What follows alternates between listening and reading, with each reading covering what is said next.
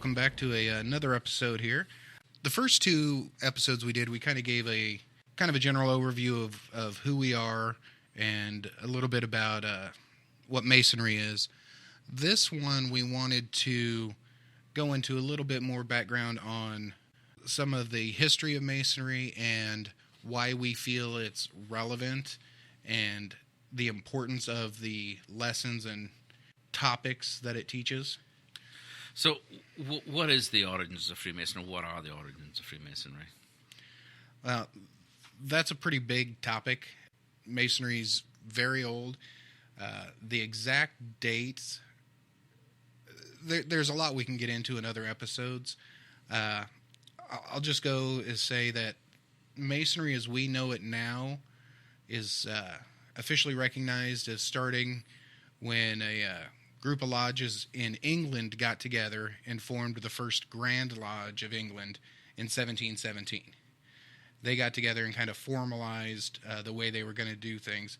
So for kind of practical purposes, as a starting date, you could say 1717. Obviously, it goes back much further than that because these lodges were in existence when they formed this first Grand Lodge. True. So this year is the tricentennial of the UGLA, the United Grand Lodge of England. Yeah, I think it's the end of June, and 2017 will be the 300th anniversary of the United Grand Lodge of England. 24th of June, 1777, St. John's Day. There you go. Yeah.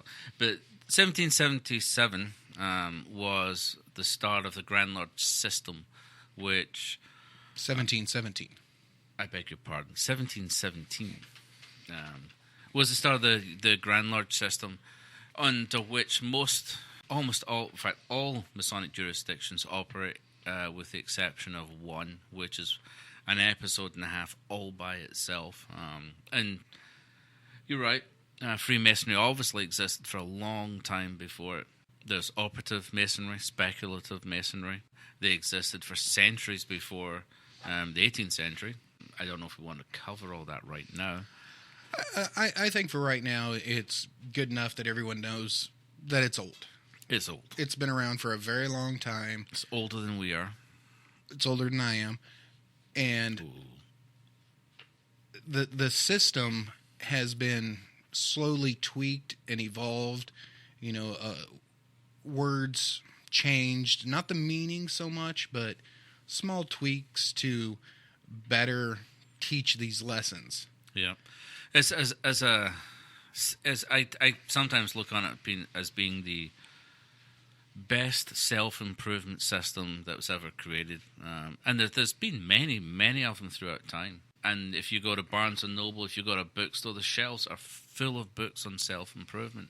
And if you're get involved a system like Freemasonry that's been around for a very long time, you're getting through a system where all the kinks have been worked out. For self-improvement systems, yeah, it is a very good one. I know where I was going with this. We've talked about it amongst ourselves about what Freemasonry does for individuals and for people, and it follows a very old system of morals and philosophy that existed for a very long time, that changed maybe 60 or 70 years ago. If you look around in the world today, there's an awful lot about immediate satisfaction. The pace of the world is so much faster than it used to be. There's instant gratification on the internet, or you can go somewhere and buy something that's delivered the next day. You do mass communications out to everybody. You do business at the speed of light. Before you wrote letters, it took time, it took patience, it took an awful lot. It took a guy on a horse, traveling cross country, and sometimes pigeons and letters. But the point being is, up until probably around the Second World War, every self-improvement system started on the same principle. They tackled the same thing. Everything, if you wanted to improve your life, if you wanted to get a better job, if you wanted better grades, no matter what it was, the first thing you always worked on was your character. Every system of self-improvement started with your character. These days, the last 60 or 70 years, that unfortunately has changed a little. Freemasonry is one of the few systems that still retain that bedrock on character. Well, and that's really the only way to make change. You only have control over yourself in this world. What you are, what you do, is all you can control. You can complain about other people and bosses and your situation and your birthright and where you came from. You didn't have control over any of that. You don't have control.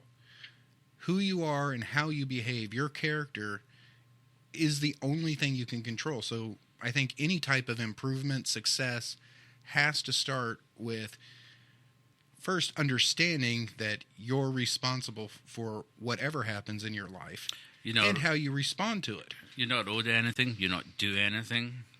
There's nothing that comes to you in a silver platter. If you want it, you have to work for it, and you start working with yourself. Exactly. So what are, you covered some of them, what are some of the lessons that are taught, part of that character building? The one Freemasons always jump to is prudence, fortitude, temperance. Prudence, temperance, fortitude, and justice. The four basic tenets of Freemasonry. Secrecy. Secrecy is an interesting one because that's always associated with Freemasonry. And obviously, we're not a secret organization. We're on the internet. We're in the phone book. We do have Nobody secrets. has phone books anymore. Google. We call it Google. But the secrets that we're really talking about here is not Masonic secrets. It's if you can't keep a mode of recognition, something as simple as a handshake, secret or to yourself, how can anyone trust you with anything that's serious in their lives? Right. So being able to keep secrets is really just a way of saying you're trustworthy. It's discipline. You can't go shouting everything to the heavens. So restraint, yes, trustworthiness. There's a lot built into that. Honesty, integrity, a good work ethic. Absolutely. A lot of self-discipline. Ultimately, it all comes down to character. So, again, these are not, these real mysterious concepts. These are things that we should all know. We probably all knew as children. The golden rule, do unto others as you want them to do unto you. But we tend to forget about them, and we get out of practice. That I think that's really it. It's the practice and the application and the reminder that is the bedrock of who you are supposed to be. So, with all these great lessons, how does this really fit in, not just the lessons, but actually Masonry as an organization in today's world? I know this is a tough one because, membership has declined over the last several decades because of this fast-paced world. So where do you think actually being a active lodge member, how is that relevant and helpful in today's world? I think that's where you learn. You have an awful lot of competition with your time. Before I was a Freemason, I watched an awful lot more television. I really don't watch much television at all these days. I spend it doing things that are productive. I use my time a great deal more productively, and Freemasonry's taught me to do that.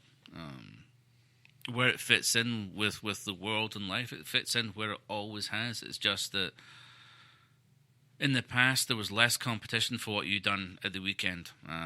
In the evening, the structure of family life was really quite different. The man was a breadwinner. He went out to work. He took time, usually on a Friday night, to blow off steam, go out. And blow off steam then was going out with your friends and going to lodge. It wasn't going out to the bright lights of the big city. Saturday was the day where you spent with your family and you took leisurely walks. There wasn't much else to do. Now there's movies, there's Netflix, there's the internet, there's the mall. There's an awful lot more distractions for everybody's time. So this fits for me as an oasis away from all of that. It's like every couple of weeks, it's like a reset button. Is that my work life is really fast-paced. It's fairly intense. So when I go to lodge every 2 weeks, it's like pressing a button and all that goes away. I can take a deep breath and reset and reground myself. The other thing I liked about it is I do really enjoy those lodge nights. And on nights where lodge is canceled due to weather or whatever happens. Like tonight. Typically I find myself at home, and if I do end up watching a little bit more TV because, plans changed, I actually get a feeling of, wow, I wasn't very productive today. When you can sit and, binge watch, 2-3 hours worth of stuff on Netflix, pretty easy. And half the day is gone, half the day is wasted. Half the day is wasted where, I can go to work, I can go to lodge, I can, go out, have dinner with the family, and still have time for a show at the end of the day versus 6 shows. Going to lodge, the thing that really gets me is, they always say your personality and your habits, you kind of emulate and live up to the character of the people you associate with. If I know I heard that when I was in high school, if you hang around the bad crowd, you tend to follow their habits. Yeah, true. So one of the nice things about going to lodge is it puts you in an environment of other people who are also actively working on improving their character. It kind of gives you an instant support group and family and friends who all are like-minded. And it's just a very welcoming, nice environment to be in. Absolutely. Well, we'd like to thank you for spending a little bit of your day with us. I hope you got a little bit of why we feel Masonry is relevant today and important. Hopefully in some upcoming episodes, we'll start diving into some of the nitty-gritty lessons and skills that you can take with you and use in your everyday life. Yep. Don't forget to check us out at masonicallyspeaking.com and masonicacademy.com. Have a great one. Be a square. That's not right. No, it's not. No. We'll keep working on the tagline. Thanks so much for listening to this episode of Masonic Academy. Online at MasonicAcademy.com, Facebook.com/Masonic Academy. We'll see you on the next episode of Masonic Academy.